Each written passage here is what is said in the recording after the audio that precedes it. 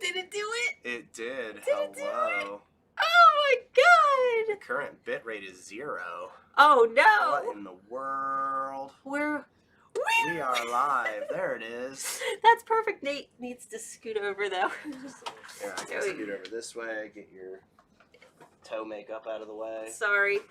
There. Are we all on the screen? We see you. Woo! We see you. Yay! Hello. Happy Valentine's Day, everybody. I hope that you guys commented your favorite coffee from our little screen that we had. You guys might like think, wow, this looks just like Friday Q&A because we have a backdrop that didn't arrive on time, but for the next Friday bean, it should look a little bit different. So hopefully that arrives on time. Also, lots of fun. We're all kind of sick. You're not so sick, right? You were sick. I was. And then I was the least sick, and then Mark was the most sick. Mm-hmm. I have had the flu since Sunday. Yeah, so... Today's the first day I feel somewhat normal. Yeah, so just don't get anybody sick, and we'll be okay. Maybe... Let us see your mug. Yeah, look. Yeah, these go together. Look, it's a hug mug. Nate, you should show them your mug. No, you gotta turn it so they can see it. Yeah. Girl boss. Yeah. Because I didn't have any other pink mugs for Valentine's Day. So today we're going to be talking about Etsy ODR. Hopefully you guys haven't panicked too much about ODR, but if you have, well, I was going to say that we're going to get rid of some of those fears, but we'll probably not because, you know, it's kind of a scary thing and that we don't agree with any of it either, but we're going to tell you what we know so far, some of the facts that we've kind of uncovered from other sellers as well as my own experiences, and a couple tips on what you can potentially do. But these aren't like solve alls because obviously you cannot control how shoppers leave reviews. Unfortunately, there are just some people who leave terrible reviews for no reason. And then after all of this is done and we're finished, we will announce our bean of the week, which we've kind of teased a little bit. We've talked about like just picking a random type of bean. We talked about, you know, just splashing a jelly bean up on the screen and saying, here's our bean of the week, and then doing like a kidney bean the next week, but we have decided to change things up. So hopefully we'll figure it all out. This is a new show, so new show, same brand new show. Brand new show. It feels a lot the same. It's me. Hey, is this me? So let's talk about ODR. First of all, why don't you shout out some names who are hanging out? Why don't you do it since you've got the keyboard? Well, I mean, just read from the comments. I mean. Oh, okay. Let's see here. Don't breathe on Nate. I won't. Amber said poor Nate has a third wheel mug. Yeah. We should have just gotten Nate one that just like has a sad face and then Ginger, Nate. Rochelle, Lisa, Ravandi, Dee, Amber Marie, of course, Lichtenstein, Beth Hansen Art, Aisha. Got a whole bunch of people in here today. We had more people waiting than normal. We're already up to 100 people. That's awesome. Because everybody's really excited to hear our tips on ODR. So, yeah. So, here's a funny thing. Last night, as you guys probably know already, but if you don't, I started working for eRank on February 1st. So, there's going to be a lot of fun things to come, both for the Alphas and for eRank. The whole reason that I decided to join eRank was so I could get on the inside when it comes to Etsy SEO, be able to provide you guys with better content, and it also means that I'm going to be able to make videos both for the Alphas and for eRank so that you guys get the best of both worlds when it comes to SEO stuff. We did a little bit of research on my YouTube channel a couple months ago, and we realized that SEO videos of all time have been my most popular like form of content next to psychology. So we're really going to buckle down on SEO and sprinkle in psychology for 2020. Got a couple people asking, what is ODR? ODR, we are... Operation Dingleberry Retrospect. No.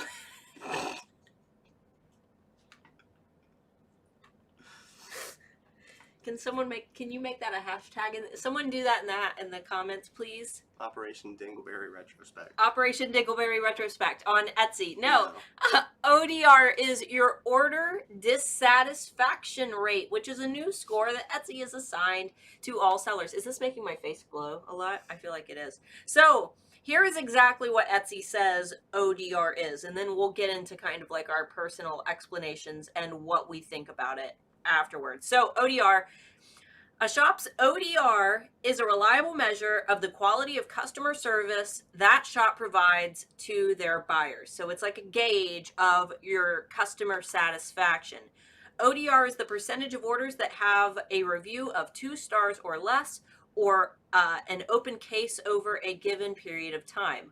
All shops must maintain an order dissatisfaction rate of less than 1% to sell on Etsy, and that's where the uproar is, because that means, like, for some shops you get It's one out of every 101 orders. Yeah, 1 out of every 101 orders, like, less than 1%. Yeah, so if you sell, especially for high volume sellers, this is kind of a big deal, right? Because you're selling a lot of things, and this is usually in a 60-day time period. So what happens if a shop doesn't meet these standards?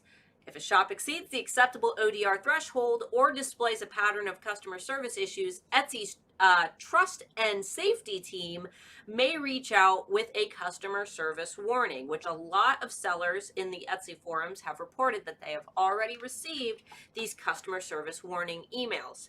For shops otherwise compliant with Etsy's policies and expectations, warnings will only be sent if a shop meets all of the following criteria. Now, here's where things get a little bit foggy, because Etsy says they have to meet all of the criteria.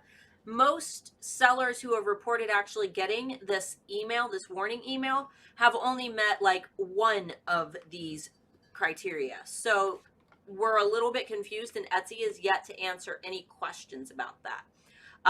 So here's the criteria. Has an ODR that is 1% or higher, has at least 3 orders with a case or low review since the shop's first sale. So at least 3 orders with a case or low reviews since that shop's very first sale. And has 2 or more orders placed within a 60-day evaluation period that has resulted in a case or low review. Shops that receive a customer service warning will have access to a complete summary of their customer service performance to help them improve their shop's ODR with future orders. So basically, you get an email and it says, hey, you know, this is why you've gotten ticked, and here are ways that you can improve, and then they reevaluate you later. If a shop continues to exceed Etsy's allowable ODR or otherwise fails to demonstrate the level of customer service we expect, we may investigate and take action, including permanent revocation of buying and selling privileges in any account they may hold. So this means that if you have more than one Etsy shop, the one shop doesn't just get ticked. All of your Etsy shops get ticked because it goes by IP, right? Like shops are all connected by the same IP. No, I don't think that's how they're doing it. I think because you have to register as who you are, they just go by who you are. Okay. I'm not entirely sure. Well, either way. It sounds like it's worded to be like a per shop basis. So like, I don't know, maybe if you run multiple shops under different names. Yeah, that's what I understood. Like, if you have one shop go under investigation, there's a possibility they might look at all of your shops, put like all of your stuff under review. But that wouldn't really seem super fair. Well, it says, either way. I mean, this whole thing isn't really super fair, but it's not. The wording on it's also extremely fuzzy. Yeah, we went over it multiple times, and like Nate, everything in a legal matter, it's always very like not concise. Yeah, just like there's no specific wording. Yeah, Nate and I spent several hours last night just watching other YouTubers' videos, just seeing if anybody had better clarification, if anyone had gotten a hold of Etsy, and we really couldn't find anything that nobody knows. Nothing that was like, concrete. Oh, like this absolutely gets to the bottom of it. Everyone's just kind of with their hands up, kind of guessing or speculating. That's a normal Etsy thing. I mean, honestly, at this point, they don't really explain things super fair, I guess. Yeah. But it says including permanent revocation of buying and selling privileges in any account they may hold. So selling privileges in any account you may hold would, I would assume, mean that any shop that you have.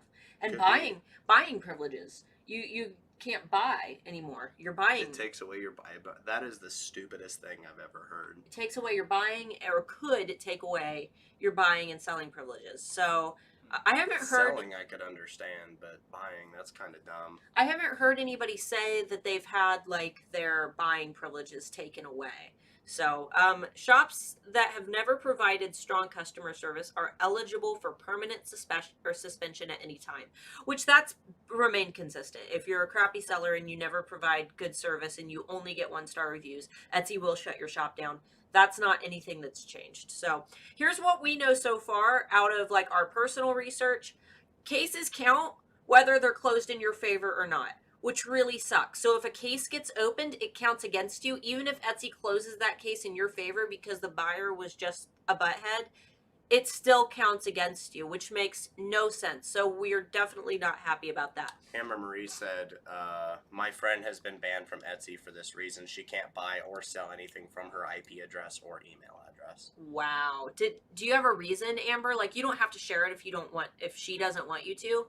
But do you know the reason that she got banned, like to that extent? Because I haven't heard of anybody who can't like buy on Etsy. So I'd like to know why. Are there any other like comments in here that were? No, I've been kind of reading through them. Yeah, well, G Morgan, that's the point, right? So the trick to this whole thing is it's percentage based. They could have tackled this any number of ways, right?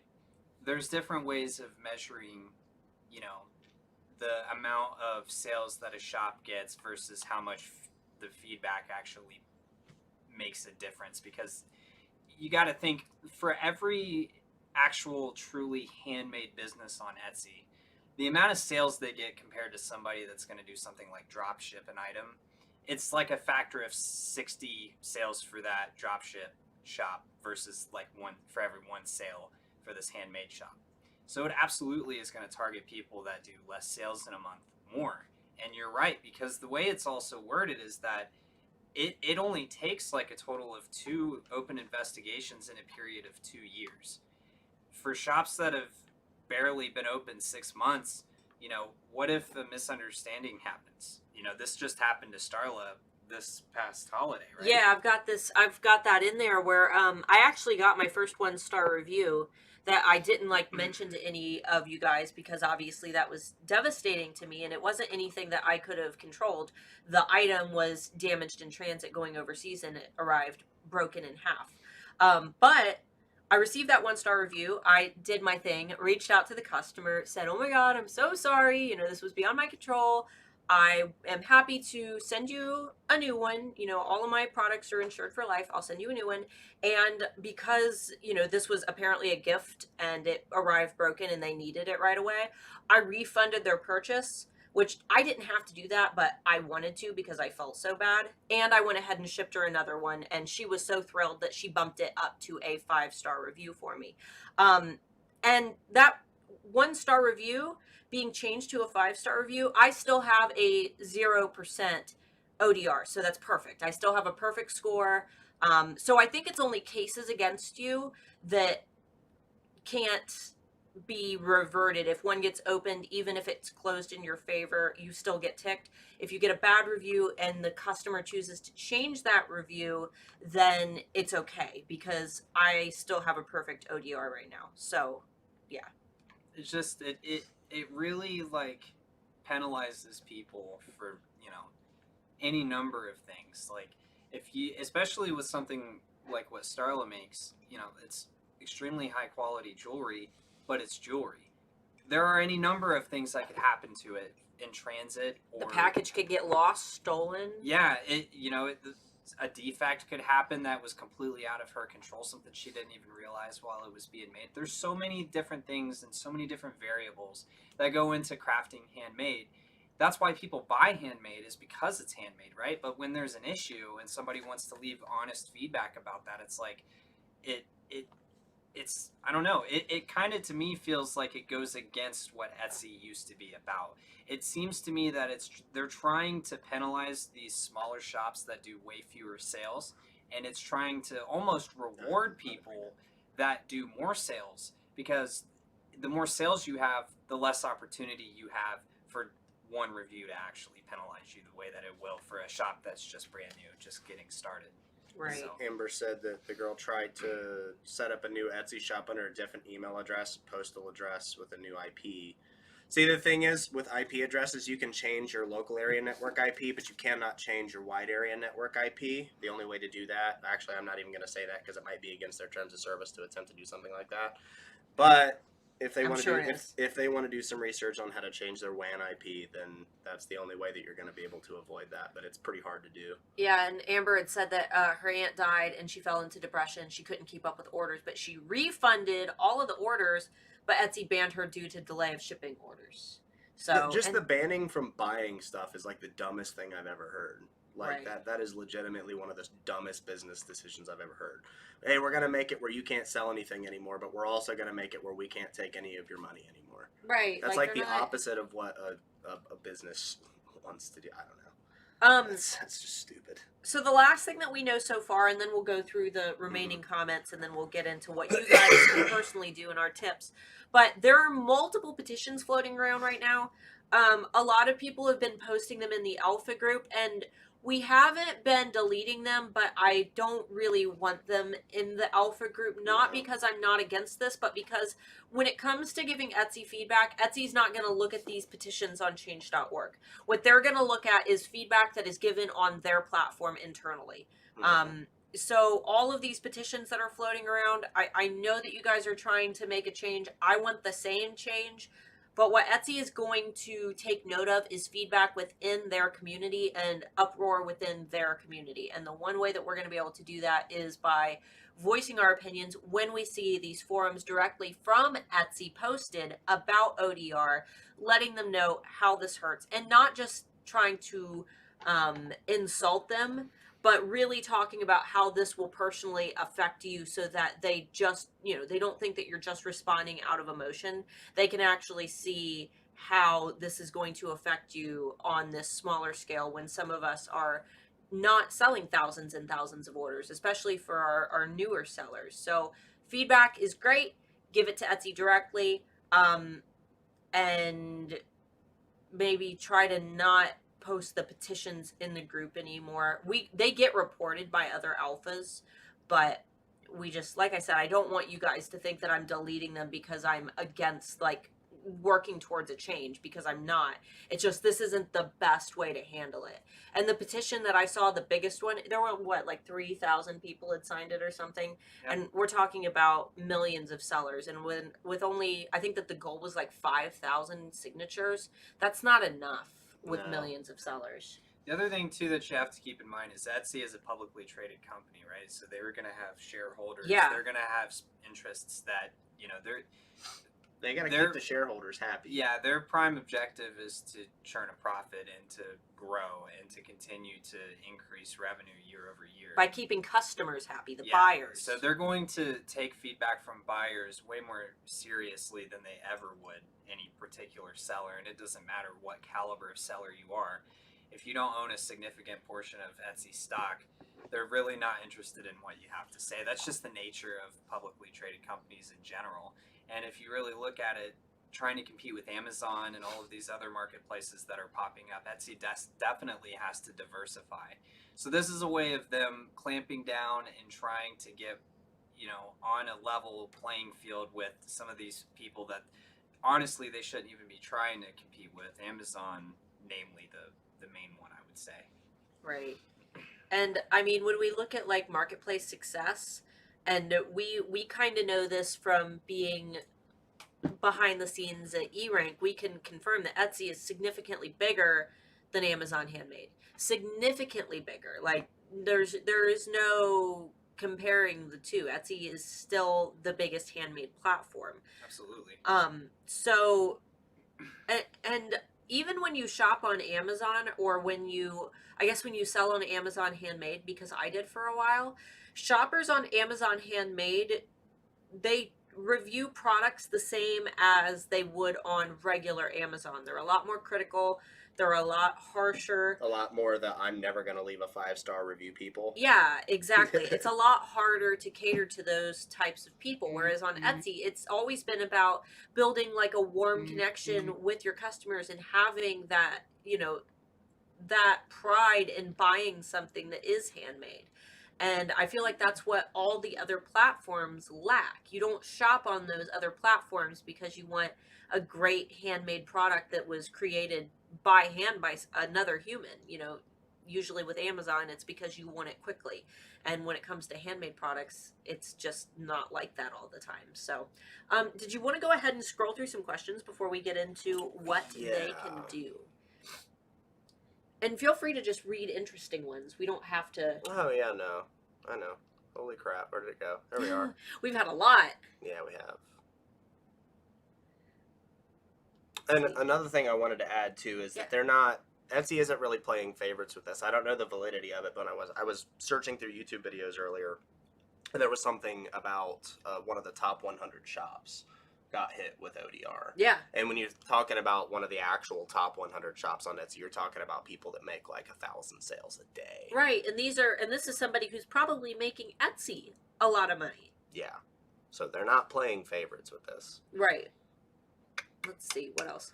I have a competitor that should be gone just over her reactions to bad service complaints. She's still on the site. To be honest, it's probably algorithm based, so it's not going to be perfect for a while. Use YouTube for an example. Yeah. It's not like it's a person who's going through and... Not initially, at least. The Right. review process probably is, but obviously we don't have any info on that. Yeah. And Etsy employees don't have like a great track record of giving perfect advice. There was an occasion where somebody actually posted on Etsy's wall, like Etsy themselves on Facebook, and said that they had purchased something on Etsy from one of their sellers, and they were charged like a fee to receive their package, and that obviously those are duty fees. When you receive a package from another country, a lot of countries do charge an import tax on that product. It's normal. We are not allowed to pay it. It is illegal for us to pay it. And Etsy even puts that right into our policies for us. We don't even have to touch that. But this Etsy employee responded to the person and said that they could just open a case against the seller. That was incorrect information. An employee of Etsy should know that duty fees are duty fees. That duty fees are duty fees, and it's illegal for the seller to pay that for the person. But the Etsy employee took so little time to read the comment, you could tell that they just copied and pasted a swipe file without actually reading it. And then tons of Etsy sellers went on and commented and said, actually, this is wrong. You're giving false information that could potentially get a shop shut down, especially with... Get somebody in legal trouble. Exactly. So that was, One of my customers had her buyer account permanently closed because she opened up a case against a vendor who never shipped her item. After 2 months with no activity, she filed it with her credit card. Yeah, Etsy's not a perfect system. They're still kind of learning this. Okay, so a couple of comments on... Because Amazon has an ODR system as well, a 1% ODR system. The big problem that I'm seeing, or that we've been seeing over the past few weeks, is that people will get, like yours, they'll get a 2-star review, 1-star review, something like that, and it'll get changed, and it still affects their ODR score. Yeah, I see that's what... But Amazon doesn't do that. Amazon, because that would be the fair thing to do. If somebody changes their review, it's no longer a bad review. She said that she got a 2-star review that was changed to a 5-star almost immediately, and it dinged her ODR. Which isn't super That's fair. weird. It's a new system. It's gonna take, like I said, it's most likely algorithm based, and once they actually get past that, then it will probably go on to a human that's reviewing it. So it's gonna take them time, and unfortunately, there's gonna be victims in this case before they figure it out. Or maybe I was just a weird case. It could be. That's really strange. Let's see. I had a case opened up against me. It was closed in my favor, and it doesn't show up on my ODR. My ODR is at 0, and the case was opened and closed in December. Good. That's good, but once again, that's another inconsistency here. That's really strange. Could the banning of buying be for crappy customers? I mean, according Yeah. to the one that we've reviewed or talked about earlier, Yeah, for Amber. somebody was banned for reporting a shop for not shipping their items. So Yeah, but in Amber's case, where it was a seller, you know, mm, that too. So I don't know. Probably if someone was like really like if a person made a purchase and then they like sent nasty messages, I could see them getting banned for that. VPNs are against the terms of service. I have read about people being shut down just for using a VPN. That's fine. I think your cybersecurity is your right as a human being, and your information and your privacy is your right. So if you want to use a VPN, use a VPN. Just understand that there could be consequences for using one. Yeah. Where in our account can we see our ODR? I'll get to that in just a few minutes because there is nowhere on your dashboard. Etsy hasn't given us like a magic ODR button where we can see our ODR. And I think that that's really, really cruddy, but I'll teach you guys where you can see it in just a few minutes.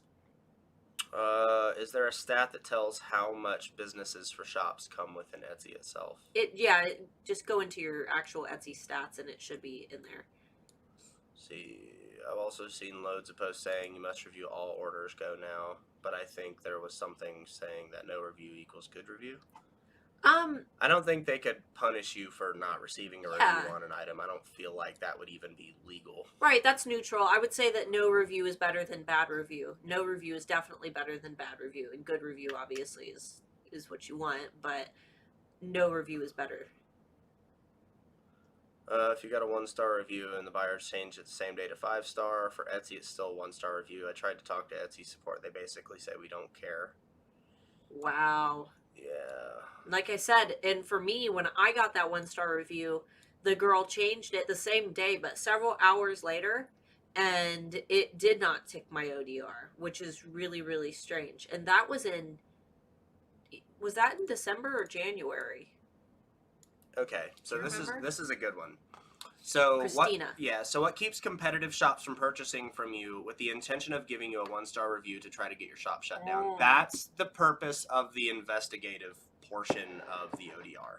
So the system is going to catch the fact that you received a review, and then a person is going to have to review the reason why. And they could even do it entirely algorithm based. If they see that somebody from an IP address that runs a shop or another shop that does something similar, I mean, you're going to be involved in this investigation. So you're going to be able to say this person runs a competitive shop. And if not, Etsy's going to be able to see that this person runs a shop. They're going to investigate this, or at least hopefully they're going to investigate this stuff. So that shouldn't really be a problem. We hope. We hope. Right, but we haven't really seen it. We're going to keep an eye out and keep watching this stuff.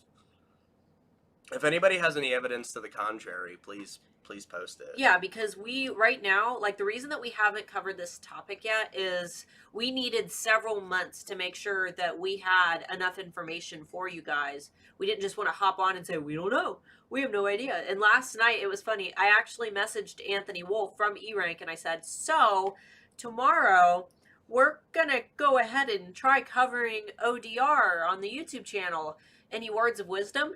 And he commented back and said, yes. And then I saw him typing and I waited and waited and waited. And then he finally commented again and he said, don't cover ODR.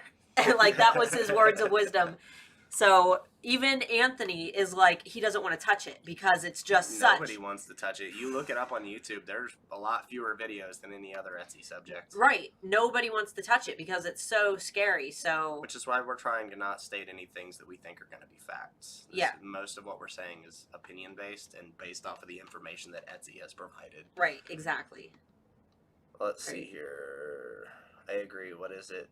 To safeguard from competitor sabotage purchase. Okay, we already went over that. Let's see. I had a case, but it was the post office that lost a package. Doesn't matter. Count against me? Yeah, it doesn't matter. Cases all count against you, whether it was your fault or not. And that's what sucks about this. If the post office loses it, if the product arrives damaged because the post office lost it, if the customer just didn't read your product description and they opened a case against you because it wasn't like they didn't think it was as described, it doesn't matter. Cases open against you count, and that really sucks. A lot of people asking where to find the ODR score. I'll show you guys in just a minute. I refunded the money, but it wasn't even my fault, and I didn't know she didn't get the package until the case was open. Yeah, it doesn't matter. Where do you find your ODR? Where do you find your ODR? I have delayed ship item and reached out to the customer twice with no response. Should I be worried about this affecting me negatively since I have few orders? If you have reached out to the customer, then that's about as much as you can do as a last resort. And I don't know if this is like the best advice to give, but if I'm really concerned about an order and I'm really just trying to reach out to the customer to try to help, if I have their email, I'll shoot them an email and say, hey, you know, I really need, I'm sorry I'm emailing you, but I really need you to know that there was a delay in your shipment. Here's a screenshot of the tracking for it. I just want to make sure that you get this message because you haven't responded on Etsy. If you have any questions or concerns, please feel free to either message me on Etsy or email me directly and maybe offer some solutions to them. But that's like a last resort because you're not technically supposed to email your customers. But when it comes to like a package delay, I will occasionally reach out to mine. I don't know if that like violates anything, so I'm gonna like leave that up in the air, but I think it's up to the customer. Right. Nobody gets upset when you're trying to help them with an order. It's just you're not supposed to email them and say, No, hey. we have repeat customers that we talk to on a friendly basis anyway, so. Yeah, so. I got a 1-star at Christmas because of the seller. I'm assuming you meant the buyer, but the wrong address on her order. The package was returned to me, and I sent it back to her on my dime. So much for good customer service being rewarded. Yeah. Yeah, see, that's the thing about people is that a lot of them are stupid. Well, and you gotta, I mean, you have to be so like dancy around some customers, and some people are willing to like be the bear on the unicycle and some people aren't. And I hate to say it, but when it comes to customer service, sometimes you have to like bite your lip and pretend to smile when you really just want to scream. And I know a lot of people are like, no, I have my dignity. And that's fine, you can have your dignity, but unfortunately when it comes to customer service, it's the same as like when you're having a bad day and you work at a restaurant. You have to put on your happy face and smile. So when things, at the end of the day, the customer's always right. Right. So I always go like above and beyond and make sure that I always apologize 3 times. I read that somewhere that when you mess up, apologize 3 times, like when it's in an email, and for some reason 3 is like the magic number, and I always do it in 3 different ways. Like I say, oh, you know, I'm so sorry. Again, I apologize, and then I try to like throw in one last way to say sorry without saying it the same way that I have. Exactly. Like I throw it in casually, or I'll say I feel so bad. So I'll say like, I'm sorry, I apologize, I feel so bad. And then I try to like offer them solutions, and I'll say, here are 3 different solutions. You pick which of these solutions would be best for you. And I will do everything I can to make sure that I accommodate what it is that you need of me. So here's a kind of complicated one. Stephanie. I know someone that helps another shop with messages and listings and such on their shop. They also have an Etsy shop. If a bad ODR rating happens, could this hurt both shops because of IP? Yeah, I absolutely think they do, especially because they're going to be looking, if you have multiple shops, they're going to be investigating all of your shops if you get a bad ODR rating on one of them. So I think it absolutely could, especially if it is algorithm based, because algorithms I don't know, they don't know the difference. Yeah, they don't really discriminate. So yeah, it's not going to be able to tell the difference between what's your shop and what's their shop if they're looking specifically at IP. Again, you're looking at some pretty deep network level stuff there. So I don't know. I don't think anybody's going to be able to know. That's a question you'd have to push directly to Etsy, because that's pretty deep. Who? There's a pop-up on the ODR page that says for low reviews. It says a low review is a 1 or 2 star rating left for an item purchased from your shop. Editing a review will not remove it from this list. Huh. Okay, well, there you go.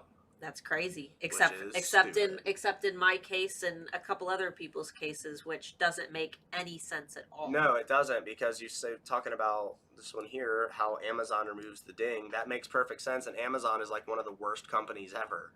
So, like, I think they'll fix that over time. Again, feedback. Like Nate said, they got to keep the shareholders happy, so they might not even have complete control over this.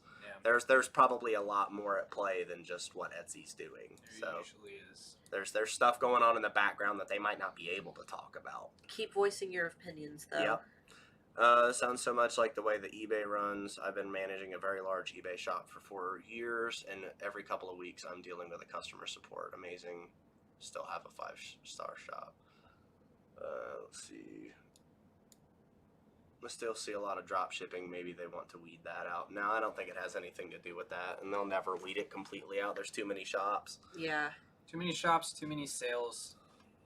Has anyone seen if ODR is affecting how you are found in search and rankings? Yeah. If you have low customer service ratings, and we talk about this. If you guys watched the video I uploaded yesterday about the 7 factors that contribute to rank on Etsy or search placement, I actually kind of go into that. So make sure that you watch the 10-minute video that I uploaded yesterday in our SEO for Newbie series, because I do cover about the 7 factors that do ding you, aside from SEO, of course.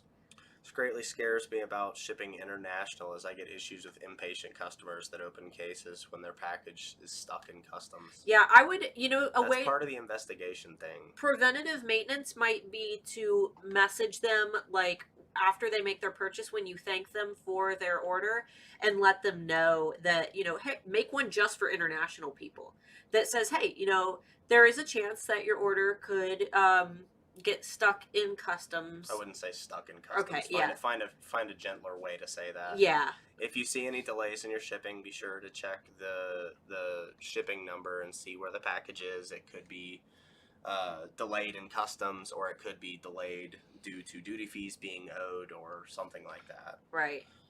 Be as gentle as you can. You always want to be gentle with your swipes.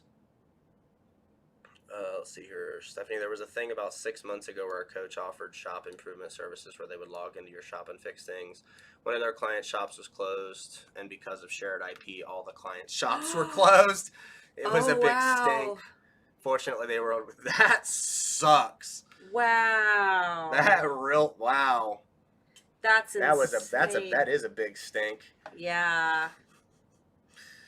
So, can you get Etsy to give us a crystal ball forecast as to when they will get a grip on the bugs in this shop killing ODR?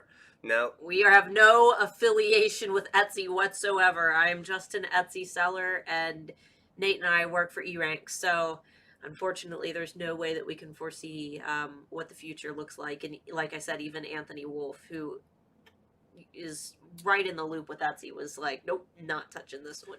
Do you think this will make more folks open their own websites and get away from Etsy? Yes. Yeah, absolutely I do. Which is good news for the people that don't get slammed by ODR, because that just means there's less competition on Etsy. But right, I think that I only sell on Etsy, and what I can say is that you should have an email list. You should have a place where your best customers can be held. And Etsy is still a great funnel.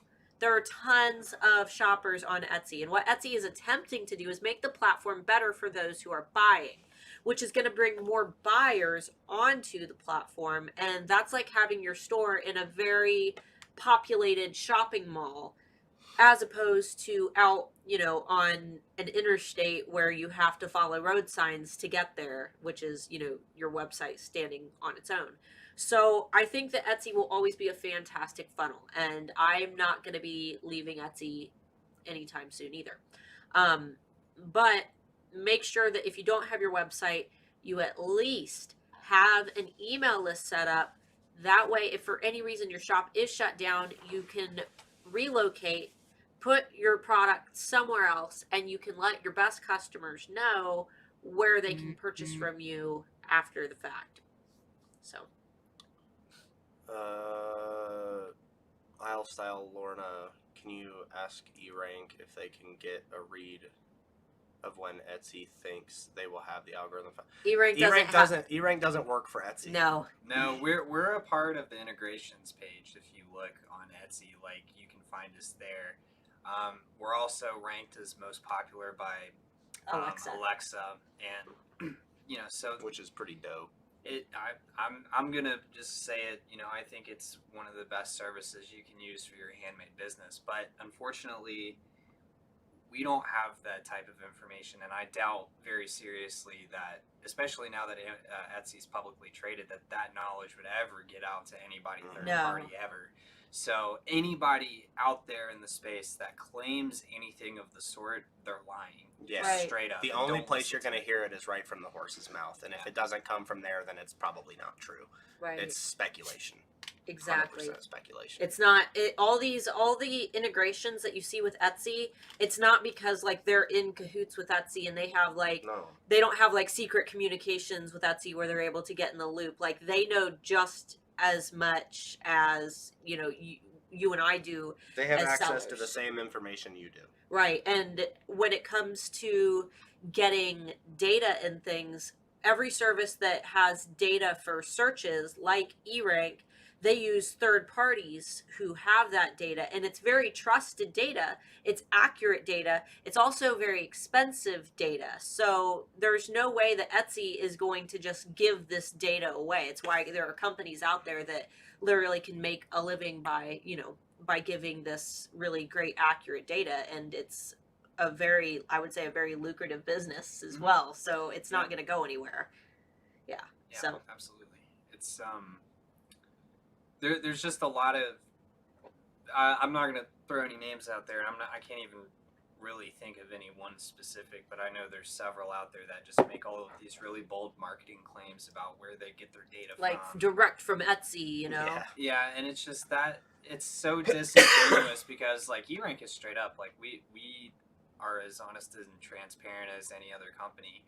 And saying that, like, we do get our data from a third party, but see, the thing is that third party specializes in data and data research. So that's all they do. It's kind of like, if you can't get it directly from the source, your next best bet is going to be going with somebody that actually just like focuses on data themselves. So it's trusted, and it definitely is in the right direction. Obviously, with as many people that use eRank and get good, accurate information that'll help them make better decisions for how to grow their Etsy shop, like, it obviously makes sense. But it should just be like a common thing that like nobody makes any bold claims about knowing anything about Etsy, because I think very like the few times that I've been on the Etsy forums myself, looking through some of what the moderators have to say, like some of these people that say they represent Etsy, I'm not even so sure that they understand the core values of the company. No. Because if you look at it's faded and over time, like it's not, it's like it's corroded like a stone, like rolling on the ocean floor, where it starts as this big rigid boulder and then it rolls into this very smooth little clean cut corporate pebble that doesn't really have any of the original qualities that it once held. Yeah, it just kind of feels very like bland, not very specific or to the point. And that's kind of what happens, unfortunately, especially as the business grows, and there's so many more people that are buying on Etsy. There's so many people now that are selling on Etsy, and like, well, they have to be careful with what they say in the forums. They can't just go spouting anything that they want. They can only speak to exactly what they think is the correct thing. Otherwise, you get those, how it used to happen. You'd have those rumor mills that would start popping up, and then the whole community would be like, this is the thing and this is the thing, and like none of it was true. Exactly. You don't see as much of that anymore because Etsy kind of stays on the quiet side. They're like, okay, we'll just let you believe what you want to believe. Well, the internet makes it very hard for accurate information to actually like be available like readily. No one has ever lied on the internet ever. People don't do that. Especially people don't do that. But, with all this, like, negative talk, Etsy is still the best place, honestly, to sell handmade goods. Oh, absolutely. And we've seen the data. Like, we've seen, compared to Amazon Handmade. Like, we have seen both compared to platforms. Google, compared to Facebook, anywhere that you would want to try and sell your products, like even your own website, you're not going to get You're not going to nearly be as able to much compete. of an opportunity. No, you know? unless you're like a viral product, you're not going to be able to compete with the buyer base that comes to Etsy. Right. There's no way. Starting out. Starting out. Later on, as you build your customer base and you build your email list and you build your Facebook and Instagram and your funnel, Tumblr and whatever the hell else you use, you're not going to be able to compete with the customer base that Etsy's going to be able to bring to you. And that's the thing. If you're not able to bring customers to your Etsy shop, you're probably not going to be able to compete with your own website. Yeah. Until you're able to kind of do that. There's something to be said about how businesses are going to continue to change, because like we're in a new decade now and the internet is going to change. How people search is going to change, and like what kind of data that you're going to get from a search engine and how much more sophisticated that algorithm is going to become. Like, it's going to completely redefine how people do good research, so that way they can like put their products up for sale and actually be found. And instead of like being negative or like, you know, just thinking that, you know, I'm in a victim state because of a decision that this business made, learn to be a better business yourself and learn to adapt to the scenario and the situation. Yes. And learn, just like you do with your SEO research, like find a method that works for you and be consistent with it. You know, every single time you go to place an order in the mailbox, or like however you deliver your packages, like make sure that you have a checklist of things. And I know we're going to get into the things that you can do, and maybe this is a way we can segue into that. But perfect. The first thing I would say is like, just don't be negative. Like, you're not a victim here. You know what I mean? Like, it's a business. It's a business. They're here to make money. We've said it before. Like, they have shareholders. They have people that have invested into Etsy to make it what it is. So operate within the environment. And, you know, like, if you truly are genuinely doing everything that you can to make it the best experience for whoever is buying from you, there really should never be any problem, right? No. I mean, sometimes there are, though, because there's customers that are just crappy. Right, but so but that's within your control. Right. Like, do everything that you can within your within your spectrum. One of my mentors, like from way back when, used to say, "Control the controllables." And that's, I mean, it makes so much sense. Like, you can't really control things that you have no control of. So, but you can manage every single thing that you do have control of, and you should. Yes, absolutely. All right. So, yeah, what can you do? What can you do? These are like our opinions on what you can do and things that might help. And then we're going to talk about where you can see your own ODR. And I've got some other resources for you. So first, what you can do, keep providing great service. If you provide amazing service, if you're kind, if you are polite, you will always win out. And a book that I recommend that you read is How to Win Friends and Influence People by Dale Carnegie. That book has completely changed how I provide customer service and even how I communicate just with friends and family. So that book was written in 1936, I believe, and it still holds true to this day. So make sure that you pick that up. We have that in our like #alpha reading list, and it's one that I feel like every single person in any business should read, actually, because it's going to be really helpful. And you've read that one too, right? How to Win Friends and Influence People. Oh yeah, several times. I had to read it for college, and then I actually had to read it for a job that I worked in. Yeah, so great book. And then next, accept returns and exchanges when possible. If it's possible for you, you know, absolutely do it. If you can put some conditions on it, like body jewelry, obviously you can't do that. It's a bodily hazard. But you could like have them return it to you, and you couldn't sell it, but you could do it for a refund if you wanted to. And obviously you wouldn't be able to sell that piece, but that might be a way to keep them from giving a bad review, because at this point it's almost like the good review is more valuable than like we'll say, like, if you're selling a $10 product, that good review is more valuable than that $10 product. So you have to kind of weigh the monetary value of keeping your shop versus the singular product that you're trying to ship. And I know that it really hurts you right in the dignity, but if you don't want to lose your shop, like, because you're right in the dignity. Ow, my dignity. Ow, my dignity. So, when possible. We know that there are circumstances where it doesn't work, but if you're able to provide refunds and exchanges, and maybe you just didn't want to do it before because it was a hassle, this might be a really good way to avoid getting those negative reviews. Express everything that you want buyers to know within your 10 shop photos. Nate and I experimented with this last night because what did you buy on Etsy? A guitar strap? Yes, quite a few things actually, but yes, guitar straps were one. Yeah, and item descriptions on mobile no longer show. You have to expand out your item description, and most people aren't going to do that. They're going to look through the photos and they're going to say, okay, I'm going to buy this. They will not read your descriptions. So anything that the buyer like absolutely needs to know in terms of size, you could put your product next to a ruler or a yardstick. In terms of customizations, maybe one of those 10 photos is just text where you explain what you need for them to do a customization. Maybe it's a time frame. You put a photo in there that explains how long it's going to take. If you don't have these things in the photos, unfortunately, it's very unlikely that they're even going to see this information. And Nate crunched the numbers for us last night, and 55% or over 55%, right? Over 55% of shoppers are shopping on Etsy from mobile. Mm-hmm. So they're not seeing those item descriptions at all. That be the future, yo.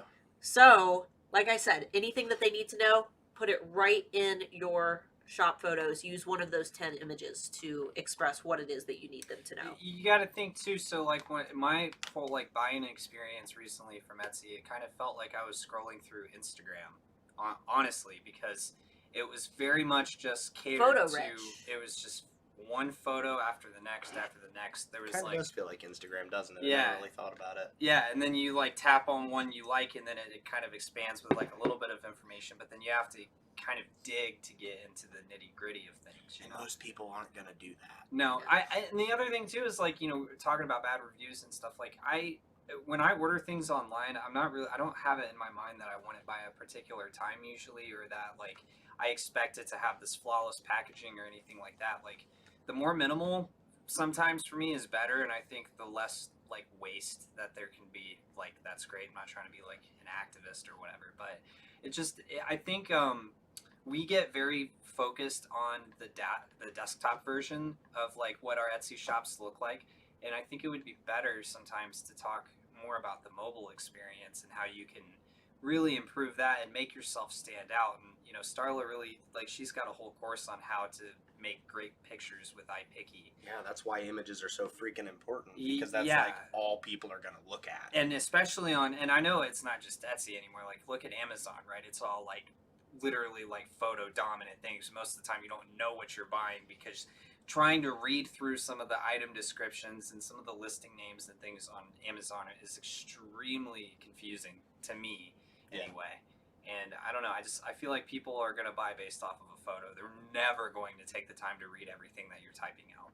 Yeah, especially when you have a big long description, but I know that sometimes it's necessary. So. Still do the things that you know are going to help you rank and search better, but like Just don't take any shortcuts anywhere. Yeah, never ever do that. But don't also get so hung up on one thing that you just kind of overlook your photos. I can't tell you how many shops that I've seen out there where it's like there's a lot of potential and the product is probably really great, but there's just a poor representation of it. And then in the mobile game, like they're totally washed out by competition just based off of whether their photo looks slightly better than theirs. You know what I mean? Right. It's got to measure up to everything else on a search page. So, last few tips are kind of duh, but be kind and generous. Think if you were in that customer situation, how would you want the shop owner to treat you?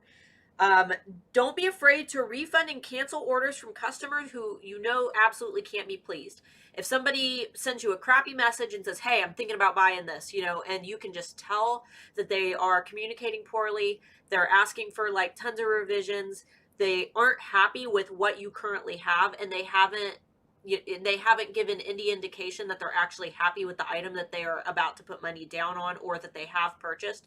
Before you ship that item, you have the right to cancel that order and message them and say that you've canceled their order because you do not feel that your item is going to satisfy their needs.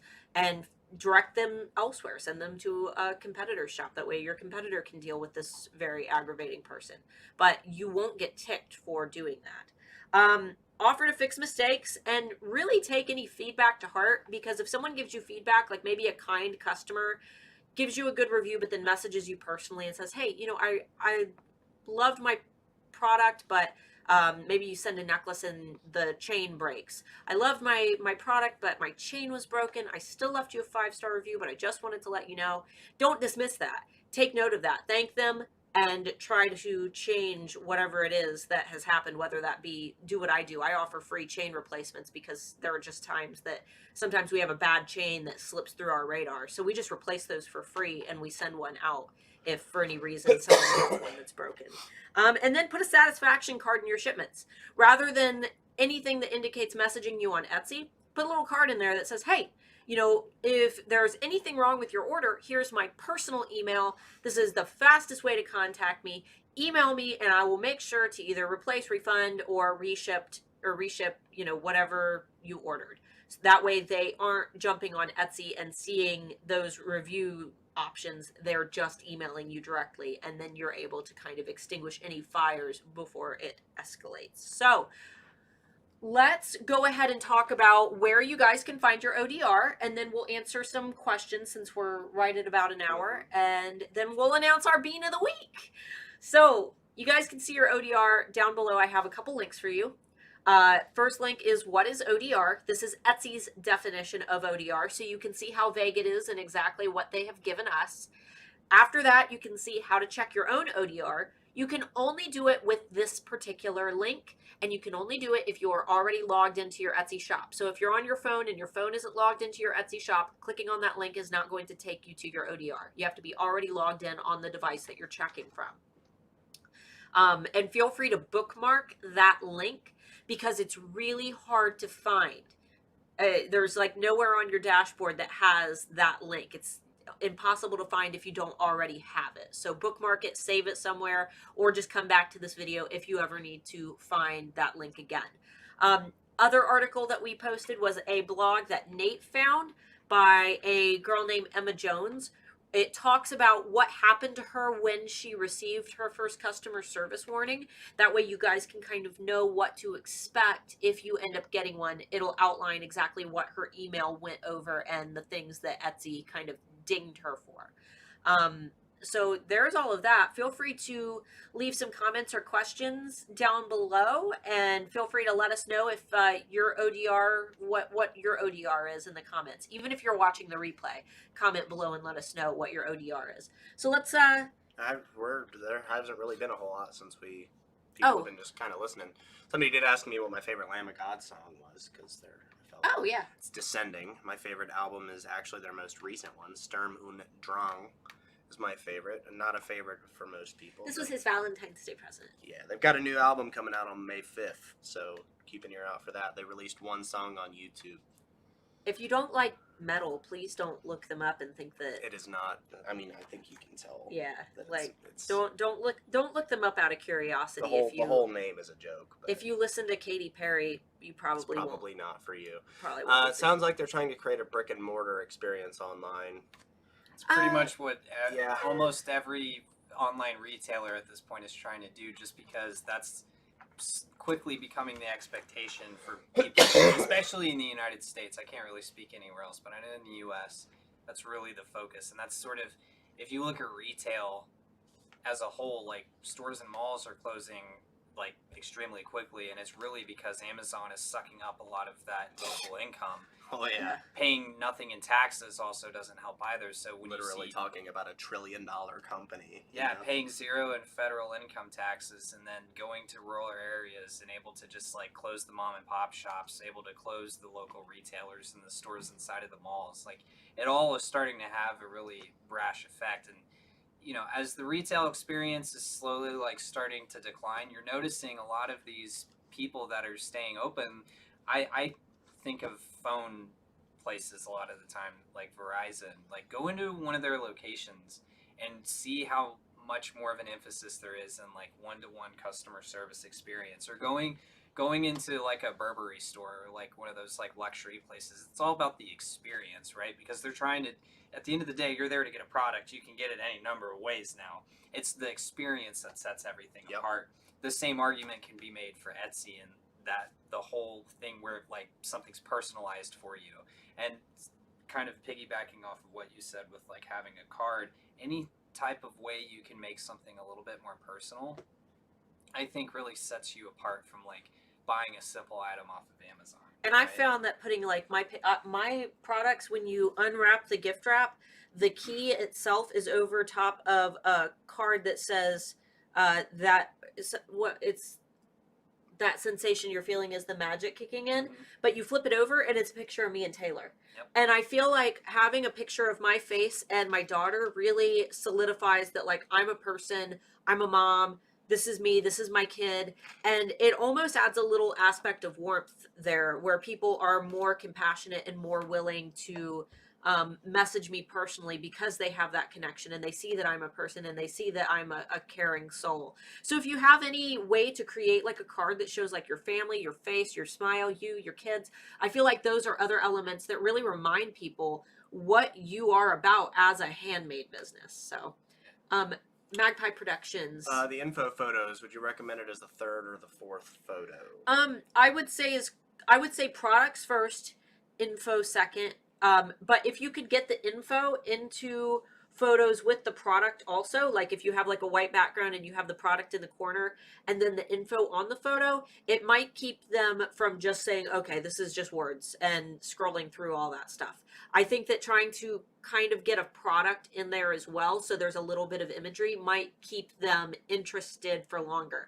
That's just like how I perceive photos personally, because I know if I see a big long thing of text, I don't want to read it. So try to keep it as simple as humanly possible. Nobody wants to read a bunch of text.